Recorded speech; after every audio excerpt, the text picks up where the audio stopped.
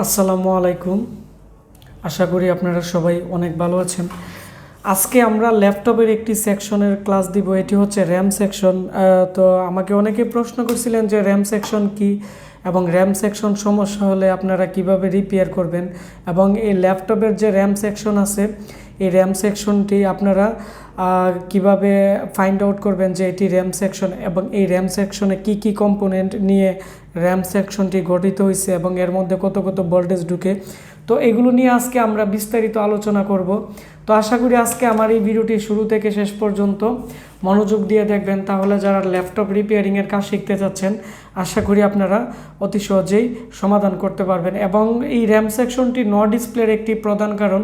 তো বেশিরভাগ ল্যাপটপেরই no display problem আসে এই র্যাম সেকশনে প্রবলেম হলে। তো এখন আমরা ভিডিওটি শুরু করব, আর এরকম টেকনিক্যাল ভিডিও আরও পেতে আমাদের যে চ্যানেলটি আছে এটি সাবস্ক্রাইব করে পাশে বেল আইকনটি অন করে দিবেন, তাহলে নতুন নতুন ভিডিও আমরা দেওয়া মাত্রই আপনারা পেয়ে যাবেন।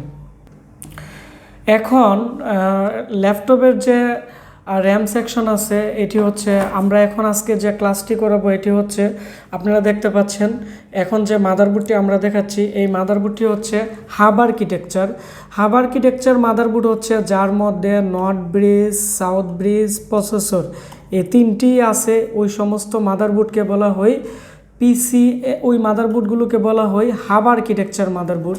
এখন এই হাব আর্কিটেকচার মাদারবোর্ডের যে র্যাম ভোল্টেজ আছে তো বেশিরভাগ ক্ষেত্রেই 1.8 থাকে এবং 1.5 থাকে। তো আজকে আমরা যে ক্লাসটি দিব এটি হচ্ছে 1.8 ভোল্টের যে হাব আর্কিটেকচার র্যাম সেকশন আছে। তো এটি তো প্রথমত আমরা এর যে ডেমো ডায়াগ্রামটি আছে এটি আমরা দেখাবো। তো এখানে দেখতে পাচ্ছেন বোল্ট ইন সেকশনে সিএলআরে 19 ভোল্ট যদি থাকে তাহলে 19 ভোল্ট সেকশন ভালো আছে। তো এখানে যদি চার্জার লাগানো থাকে তাহলে সিএলআরে 19 ভোল্টেজ থাকবে, এবং চার্জার খোলা থাকলে এখানে 11 ভোল্টেজ থাকবে। এই যে দুইটি ভোল্টেজ আছে এই দুইটি ভোল্টেজ এখানে একটি মেইন মুসপেক্টের ড্রেনে আসবে। তো মেইন মুসপেক্টের ড্রেনে আসলে এটি হচ্ছে এন চ্যানেল মুসপেক্ট হবে, এবং এখানে আসলেই এই ভোল্টেজটি এখানেই থাকবে। এবং এটি যেহেতু নতুন একটি ভোল্টেজ, যেখানে নতুন ভোল্টেজ তৈরি হয় এবং নতুন ভোল্টেজ ইনপুট হয় ওই ভোল্টেজের পরিমাণ অনুযায়ী ক্যাপাসিটর থাকে। কি কারণে থাকে? কারণ এখানে যে 19 ভোল্ট আসছে তো 19 ভোল্টে যদি চার্জার থেকে ড্রপ দেই তাহলে এই সেকশনটিতেও ড্রপ দিতে পারে এবং এই সেকশনটিও প্রবলেম হতে পারে। ওই জন্য যে ক্যাপাসিটার আছে এই 19 ভোল্টেজ ফিল্টার করার জন্য, তো ক্যাপাসিটারের কাজ হচ্ছে ভোল্টেজকে ফিল্টার করা পাশাপাশি হচ্ছে এবং সে চার্জিং করে একটু ডিচার্জ করে। তো এখানে 19 ভোল্ট আসার পরে তার মধ্যে একটু ভোল্টেজ জমা থাকে, যদি এদিকে ভোল্টেজ ড্রপ দেই তাহলে এই ড্রপ ভোল্টেজটাকে পরিপূর্ণতা করে হচ্ছে ক্যাপাসিটার। ওই জন্য যত ধরনের ল্যাপটপ, ডেস্কটপ, যত ধরনের ইলেকট্রনিক কম্পোনেন্ট আছে ওইগুলোর মধ্যে ক্যাপাসিটার করে।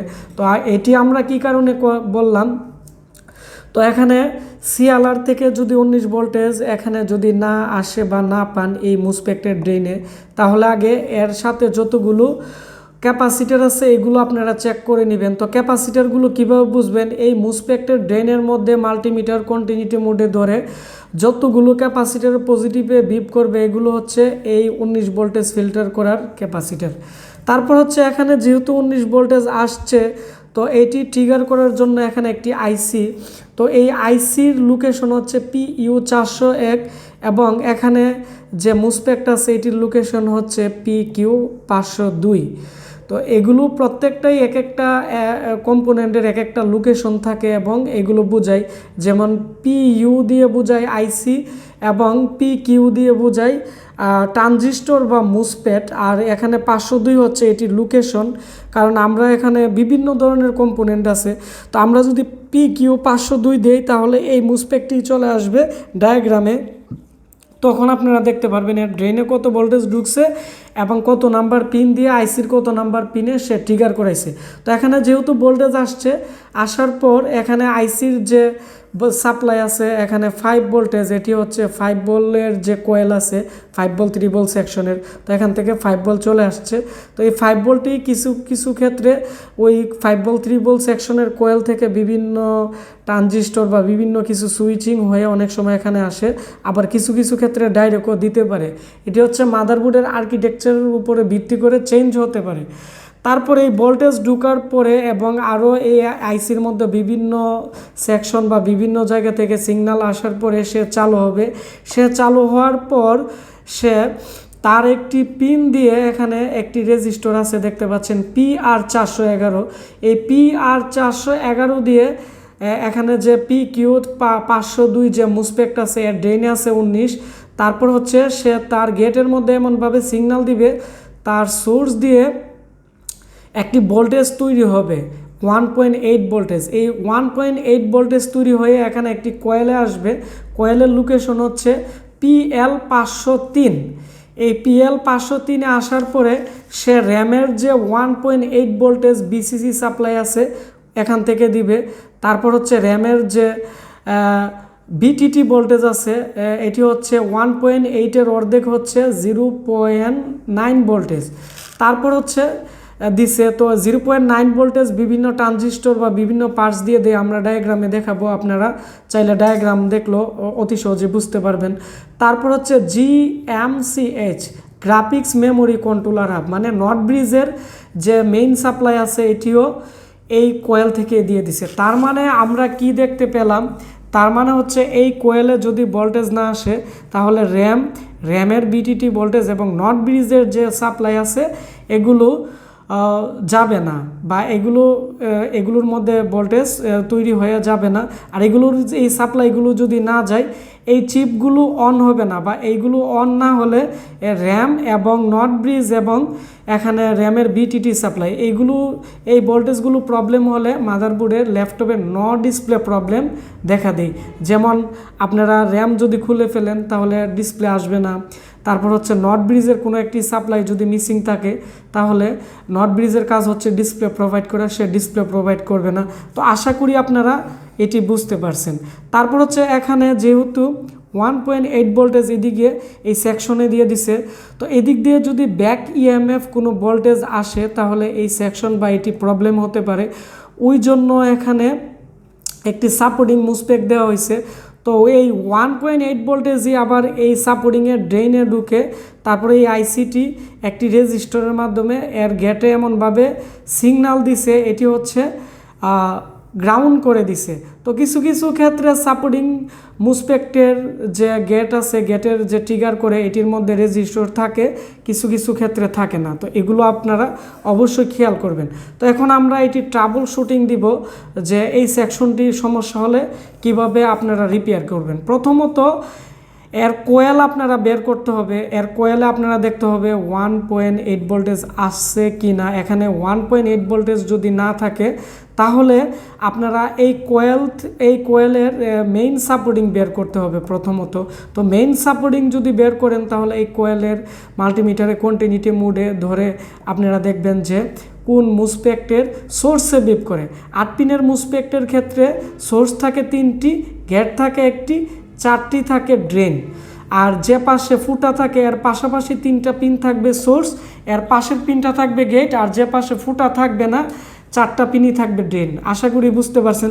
তো এখন এই কোয়েলে ধরে যে মুসপেক্টের সোর্সে বিপ করবে এটি হচ্ছে এই কোয়েলের মেইন মুসপেক্ট। এই কোয়েলে ধরে যে মুসপেক্টের ড্রেনে বিপ করবে এটি হচ্ছে এই কোয়েলের সাপোর্টিং। আর সাপোর্টিংটি আরেকটু নিশ্চিত হওয়ার জন্য আপনারা বডির মধ্যে ধরে বা গ্রাউন্ডের মধ্যে ধরে আপনারা যদি সাপোর্টিংয়ের সোর্সে ধরেন তাহলে বিপ করবে, কারণ সাপোর্টিংয়ের কাজ হচ্ছে গ্রাউন্ড করা। তো মেইন আর সাপোর্টিং এইভাবে বের করার পর আপনারা দেখতে হবে এর ড্রেনে 19 ভোল্টেজ আসে কিনা, অথবা ব্যাটারি দিয়ে যদি দেখেন তাহলে এখানে 11 ভোল্টেজ থাকবে। এখানে যদি 19 ভোল্ট থাকে আর সোর্সে যদি কোনো ভোল্টেজ না থাকে তার মানে এই মুসপেকটি অফ কন্ডিশন। এখন এই মুসপেকটি কী কারণে অফ কন্ডিশন থাকে? 1 নাম্বার হচ্ছে এই আইসির বিসিসি সাপ্লাই যদি মিসিং থাকে, ঠিক আছে, বা আরও অনেকগুলো সাপ্লাই আছে এটা অন করার জন্য। তো এই সাপ্লাই যদি মানে এর মধ্যে না আসে তাহলে আইসিটি অন হবে না।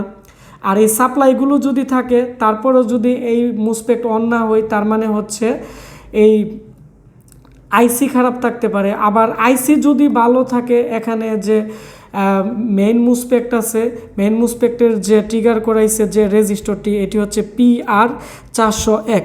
একটা মাদারবোর্ডের মধ্যে এর লোকেশন চেঞ্জ থাকবে। আর পিআর দা হচ্ছে এখানে রেজিস্টার বোঝানো হয়েছে। এই রেজিস্টার যদি কাটা থাকে তাহলে কিন্তু এর গেটে সিগন্যাল আসবে না। এর গেটে সিগন্যাল না আসলে এর সোর্সে ভোল্টেজ আসবে না। এর সোর্সে ভোল্টেজ না আসলে আপনারা কোয়েলও ভোল্টেজ পাবেন না। তো এখন আমরা এই মাদারবোর্ডটির আমরা এখন প্র্যাকটিক্যালি দেখাবো যে কিভাবে বের করবেন। এটি হচ্ছে মূলত নট ব্রিজ, এটি হচ্ছে র্যাম স্লট। তো এখন আমরা আপনাদের সুবিধার্থে আমরা এখানে লোকেশনগুলো লিখে দিছিলাম। তো এটি হচ্ছে 400 PU 401 হচ্ছে, এটি হচ্ছে 1.8 ভোল্টের যে র্যামের যে আইসির যে লোকেশন আছে এটি এখানে আপনারা দেখতে পাচ্ছেন PU 401। আমরা একটু কাছতে দেখাচ্ছি, এটির লোকেশন হচ্ছে PU 401, এটি হচ্ছে এর আইসি। তো এটি আইসি কিনা কীভাবে বুঝবেন, আপনারা চাইলে এখানে মেইন মুসপেক্টটি বের করে মেইন মুসপেক্টের গেট থেকে যে আইসিতে বিপ করবে বা যে রেজিস্টরে বিপ করবে এটি হচ্ছে এই মুসপেক্টের রেজিস্টর, এবং রেজিস্টর থেকে যে আইসিতে বিপ করবে এটি হচ্ছে এই 1.8 ভোল্ট বা এই মুসপেক্ট ট্রিগার করানোর এই আইসিটি। তো ডায়াগ্রাম যদি না থাকে আপনারা কন্টিনিউটি মোডে এইভাবে আপনারা একটু বের করে নেবেন। আর এর যে কোয়েল আছে PL 503, এটি হচ্ছে এর কোয়েল PL 503, এবং এটি হচ্ছে এর সাপোর্টিং হচ্ছে PQ 504, এখানে লেখা আছে PQ 504। তো এখন আমরা মাল্টিমিটারে একটু আপনাদেরকে প্র্যাকটিক্যাল দেখাচ্ছি যাতে আপনারা একটু সহজে বুঝতে পারেন। আমরা কন্টিনিউটি মোড নিয়ে এই কোয়েলে ধরে এখানে এটি যেহেতু সাপোর্টিং এর সোর্সে আমরা ধরলাম। তো সোর্সে ধরার পর এটি বিপ করতেছে, আপনারা দেখতে পাচ্ছেন এই মুসপেক্টের ড্রেনের মধ্যে আমরা ধরলাম, কারণ এই পাশে ফুটা এই পাশে 4টা পিন হচ্ছে ড্রেন। তো এই 4টা পিনে বিপ করতেছে, তার মানে হচ্ছে এটি হচ্ছে সাপোর্টিং এই কোয়েলের, এবং এর যে সোর্স আছে যে পাশে ফুটা আছে তো সোর্সে ধরে আমরা একটি গ্রাউন্ডের মধ্যে ধরছি, বিপ করতেছে, তার মানে হচ্ছে এটি হচ্ছে এই কোয়েলের সাপোর্টিং মুসপেক্টটি। তারপর হচ্ছে এখন আমরা এটি একটু উল্টিয়ে নিলাম। এই যে এটি হচ্ছে PQ 502, এখানে আপনারা দেখতে পাচ্ছেন PQ 502। তো এই PQ 502 এর উপরে একটি ডট আছে, তো যেদিকে ডট আছে এটি হচ্ছে সোর্স পিন। এই ডটের পাশের পিনে ধরে আমরা দেখব এই কোয়েলে বিপ করে কিনা। সোর্সে এই পাশে ধরলাম আর এই পাশে কোয়েলে ধরলাম, আপনারা দেখতে পাচ্ছেন বিপ করতেছে। তার মানে হচ্ছে এই মেইন মুসপেক্টের সোর্স থেকে এই কোয়েলের মধ্যে 1.8 ভোল্টেজ দিছে। তারপর হচ্ছে এর ড্রেনে আমরা ধরলাম 4টি পিন যে জায়গায় আছে। তারপর হচ্ছে এখানে একটি CLR ছিল, আমরা CLR-এ ধরলাম, বিপ করতেছে। তার মানে হচ্ছে CLR থেকে 19 ভোল্ট তার ড্রেনে গেছে, যাওয়ার পর আইসির মধ্যেও ভোল্টেজ ঢুকছে, BCC সাপ্লাই। আইসি যখন চালু হয়েছে এখানে মেইন মুসপেক্ট অন হয়েছে, অন হওয়ার পর তার সোর্স দিয়ে এখানে যে কোয়েল আছে কোয়েলের মধ্যে 1.8 ভোল্টেজ দেওয়া হয়েছে। এই 1.8 ভোল্টেজ র্যাম এবং নট ব্রিজ এবং এখানে র্যামের যে BTT সাপ্লাই আছে এটি দেওয়া হয়েছে। তো এইভাবে আপনারা ট্রেকিং করতে পারবেন। তারপর হচ্ছে আমরা এখন আপনাদেরকে ডায়াগ্রাম দেখাবো। তো ডায়াগ্রাম দেখতে গেলে এখানে যে আপনারা দেখতে পাচ্ছেন এখানে মেইন মুসপেক্ট অথবা সাপোর্টিং মুসপেক্ট অথবা যে আইসি আছে আইসি আইসি এখানে আপনারা দেখতে পাচ্ছেন PU 401। তো আমরা আইসির লোকেশন অথবা এই কোয়েলের লোকেশন অথবা এখানে যে মেইন মুসপেক্ট সাপোর্টিং মুসপেক্ট যে কোনো একটির লোকেশন দিয়ে আমরা যখন ডায়াগ্রামে সার্চ দিব তাহলে এই সেকশনটি কিভাবে তৈরি হয়েছে, এখানে কয়টি মুসপেক্ট আছে, কয়টি রেজিস্টার আছে, এভরিথিং ফুল ডিটেলস চলে আসবে। তো আমরা এখন আপনারা দেখতে পাচ্ছেন এখানে আমরা সার্চ করছি PU 401 দিয়ে আমরা এখানে সার্চ করব PU 401 লেখা আমরা সার্চ করার পরে এই যে আপনারা দেখতে পাচ্ছেন সেকশনটি চলে আসছে। তো PU 401 হচ্ছে, আমরা আর একটু জুম করে দেখাচ্ছি, PU 401 হচ্ছে এটি হচ্ছে আইসি, আর এখানে আইসির নাম্বারও দেওয়া আছে TPS 5111 তো আপনারা চাইলে এই আইসি যদি পুড়ে যায়, অনেক সময় উপরে নাম্বার বোঝা যায় না, আপনারা ডায়াগ্রাম থেকে এই নাম্বার দিয়ে যারা আইসি সেল করে এদের কাছ থেকে আপনারা কিনেও এটি লাগাতে পারবেন। তারপর হচ্ছে এখানে আমরা দেখাবো যে এই সেকশনটি আমরা তখন যা বুঝাইছি এটি কিভাবে হয়েছে, বা এখন আমরা ডায়াগ্রামে দেখাবো। এখানে বি প্লাস ভোল্টেজ, এটি হচ্ছে বি প্লাস মানে হচ্ছে ব্যাটারি এবং চার্জিংয়ের ভোল্টেজ। তো এই ব্যাটারি এবং চার্জিংয়ের ভোল্টেজ প্রথমত PL401 ছোটো একটি কোয়েল, PL দিয়ে কোয়েল বোঝাই। তারপর হচ্ছে এখানে PC406 একটি ক্যাপাসিটার আছে এর লোকেশন। তো আমরা তো প্রথমেই বলছি যে নতুন কোনো জায়গায় ভোল্টেজ ঢুকলে ওই ভোল্টেজের পরিমাণ অনুযায়ী ক্যাপাসিটার থাকবে। তার মানে হচ্ছে এখানে 1 2 3 4 5টি ক্যাপাসিটার দেওয়া আছে এবং 5টি ক্যাপাসিটারের লোকেশন দেওয়া আছে, যেমন PC414 বা এখানে প্রত্যেকটা দেওয়া আছে। এখন এখানে ক্যাপাসিটারের যে পজিটিভ প্রান্ত আছে, ক্যাপাসিটার পজিটিভ প্রান্তের মধ্যে 19 ভোল্টেজ, এবং যদি চার্জার খোলা থাকে তাহলে 11 ভোল্টেজ এখানে আসবে। এবং এই ভোল্টেজটি এই কোয়েল হয়ে ক্যাপাসিটার হয়ে এখানে একটি মেইন মুসপেক্টের ড্রেনে আসছে। তো এই মেইন মুসপেক্টের যে ড্রেন আছে এটি হচ্ছে PQ401 তার লোকেশন। তো আমরা তো একটু আগে আপনাদেরকে দেখাইছি যে PQ401 হচ্ছে মেইন মুসপেক্ট। তো তার ড্রেনে আসছে হচ্ছে 19 ভোল্টেজ বা 11 ভোল্টেজ। তো এই ভোল্টেজ আসার পর সে এখানে দেখতে পাচ্ছেন মুসপেক্টের ভিতরে ডায়োড হয়ে এটি বাঁধা আছে। তারপর হচ্ছে এখানে আইসির যে ভোল্টেজ আছে, এখানে 5 ভোল্টেজ 5 ভোল্ট 3 ভোল্ট থেকে আসছে। তারপর হচ্ছে এখানে 1.8 ভোল্টেজ রেজিস্টর হয়ে হয়ে এই আইসির মধ্যে আসছে। তারপরে এখানে আবার আপনারা দেখতে পাচ্ছেন সিস্টেম থেকে 26 32 এবং 35 নাম্বার পিন হয়ে এর মধ্যে সিগন্যাল আসছে। তো এই সিগন্যালগুলো যখন এর মধ্যে আসছে এবং এর বিসিসি সাপ্লাই বা বিন ভোল্টেজ যখন এর মধ্যে আসছে, তারপর হচ্ছে এই আইসিটি চালু হয়েছে। এই আইসিটি চালু হওয়ার পর তার যে 13 নাম্বার পিন আছে, তো এই 13 নাম্বার পিন দিয়ে এখানে একটি PR411 যে একটি রেজিস্টর আছে, এই রেজিস্টরের মধ্যে 5% এখানে বিদ্যুৎ বাধা দিয়ে সে এমনভাবে বিদ্যুৎটা বাধা দিছে, তার ড্রেনে আছে 19 ভোল্টেজ বা 11 ভোল্টেজ। তারপরে তার গেটের মধ্যে এমনভাবে সিগন্যাল দিছে তার সোর্স দিয়ে 1.8 ভোল্টেজ, এই যে আপনারা দেখতে পাচ্ছেন 1.8 ভোল্টেজ এখানে দিয়ে দিছে। তো 1.8 ভোল্টেজ নতুন একটি ভোল্টেজ তৈরি হয়েছে এখানে। তো ওই 1.8 ভোল্টেজের পরিমাণ অনুযায়ী এখানে 1 2 3 4টি ক্যাপাসিটার দেওয়া হয়েছে। এই 4টি ক্যাপাসিটার কী কারণে দেওয়া হয়েছে? তো এখন আমাকে অনেকে প্রশ্ন করছিলেন ক্যাপাসিটার কী কারণে ব্যবহার করা হয়।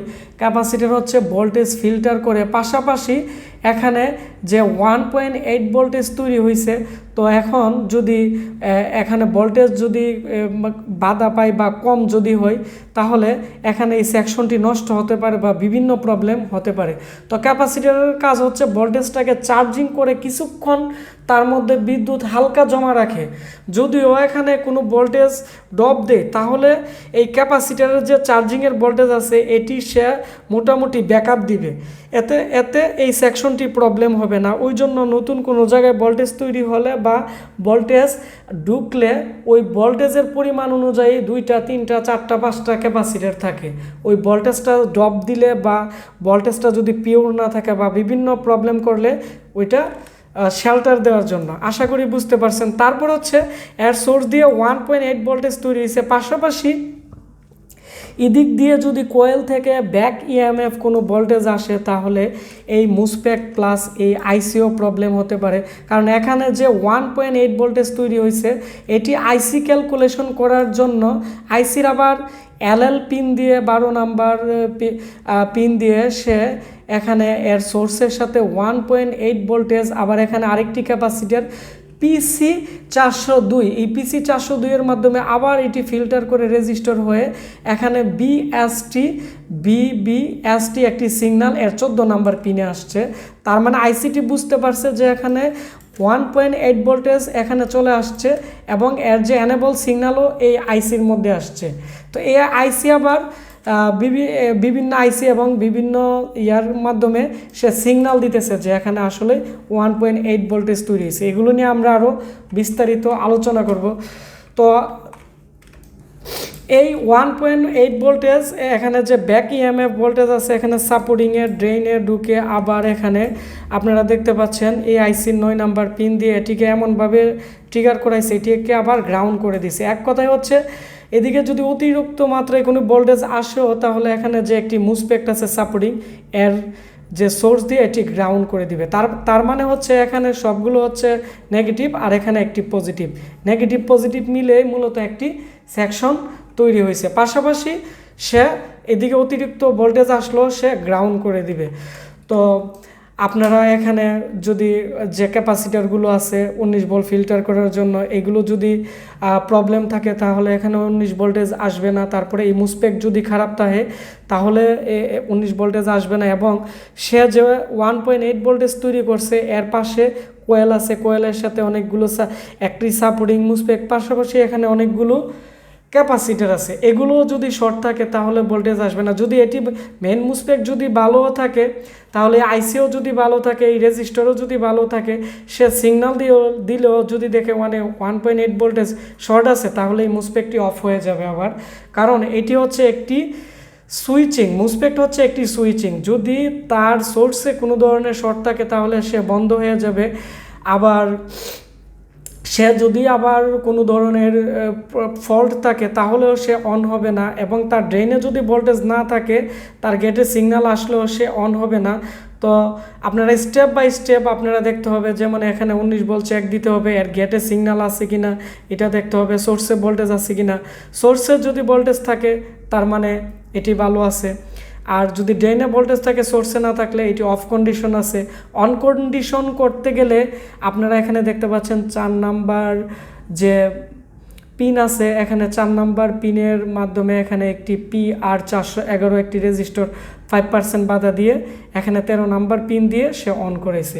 তো এগুলো স্টেপ বাই স্টেপ চেক দিলে আমি মনে করি আপনারা এই র্যাম সেকশন রিপেয়ার করতে পারবেন। এটি হচ্ছে র্যাম, এই যে 1.8 ভোল্টেজ কীভাবে তৈরি হয়েছে এবং এর মধ্যে কি কি রিজন আছে এর বিস্তারিত। এখন এই 1.8 ভোল্টেজ তৈরি হয়ে সে কোন কোন জায়গায় দিছে এখন আমরা দেখব। তো এটি দেখতে গেলে আমরা প্রথমত এই মাদারবোর্ডের ভোল্টেজ রুলসে চলে যাব।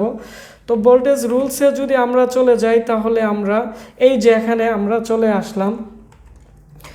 তো আমি একটু জুম করে নিচ্ছি যাতে আপনারা বুঝতে সুবিধা হয়। তো জুম করার পর আপনারা এখানে ভালো করে খেয়াল করেন যে এটি হচ্ছে 1.8 ভোল্টের সেকশন। তো এখানে 1.8 ভোল্টেজ তৈরি হয়ে প্রথমত আপনারা দেখতে পাচ্ছেন MCH মেমোরি কন্ট্রোলার হাব, মানে নট ব্রিজের মধ্যে 1.8 ভোল্টেজ সরাসরি দিয়ে দিছে। এখন এখানে 1.8 ভোল্টেজ না থাকলে নট ব্রিজ অন হবে না এবং সে 3.7 অ্যাম্পিয়ার দিতেছে। তারপর হচ্ছে এখানে 1.8 ভোল্টেজ এখানে যে DDR2 র্যাম আছে, DDR2 র্যামের যে 2টি র্যাম স্লট আছে X2 আপনারা দেখতে পাচ্ছেন, 2টি র্যাম স্লটের যে মেইন সাপ্লাই আছে 1.8 ভোল্টেজ এর মধ্যে দিয়ে দিছে।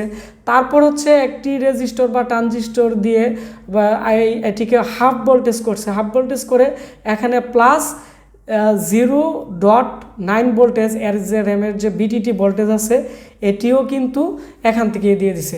আর এই ভোল্টেজটি হচ্ছে সাসপেন্ড ভোল্টেজ বা আফটার ভোল্টেজ। এটি হচ্ছে মাদারবোর্ডের পাওয়ার আসার পরে, মাদারবোর্ড যখন আপনি পাওয়ার অন করবেন তখন এই কোয়েলে ভোল্টেজ আসবে। আর এই কোয়েলে যদি ভোল্টেজ না আসে তখন নো ডিসপ্লে সমস্যা থাকবে। আর মাদারবোর্ডের যখন ল্যাপটপের যখন ডিসপ্লে আসবে না তখনই আপনারা 1.8 ভোল্টেজ আপনারা চেক দিবেন। যদি এই কোয়েলে যদি ভোল্টেজ থাকে তাহলে এই সেকশনটি ভালো আছে, অন্য জায়গায় প্রবলেম থাকতে পারে। আর এখানে যদি ভোল্টেজ না থাকে তখন আপনারা ডায়াগ্রাম এবং এইভাবে আপনারা টেচিং করে আপনারা কাজ করলে আমি 100% নিশ্চয়তা দিতে পারবো যে কোনো ল্যাপটপের নো ডিসপ্লে ঠিক করতে পারবেন। তারপর হচ্ছে ল্যাপটপের মধ্যে আরও অনেক সেকশন আছে, BRM সেকশন 1.05 এবং 1.5 ভোল্ট সেকশন, BRM সেকশন, তারপর হচ্ছে 5 volt 3 volt section, LVDS section. তো আপনাদের মতামতের উপর এবং সাপোর্টের উপর ভিত্তি করে আমরা আরও নতুন ওই সেকশনগুলোরও ভিডিও দিব, স্কেমেটিক ডায়াগ্রাম এবং থিওরিক্যাল প্র্যাকটিক্যাল, যাতে এগুলো দেখে আপনারা অনেক কিছু বুঝতে পারেন এবং শিখতে পারেন। আপনারা সবাই ভালো থাকেন, আপনাদের সুস্থতা কামনা করেই আজকে আমরা বিদায় নিয়ে নিলাম। আর অবশ্যই পুরো ভিডিওটি দেখে আপনাদের কেমন লাগছে আমাকে কমেন্টস করে জানাবেন। আপনারা সবাই ভালো থাকবেন, আর এরকম টেকনিক্যাল ভিডিও পেতে আমাদের চ্যানেলটি সাবস্ক্রাইব করে পাশে বেল আইকনটি অন করে দিবেন। আপনারা সবাই ভালো থাকবেন, দেখা হচ্ছে নতুন কোনো একটি ভিডিওতে।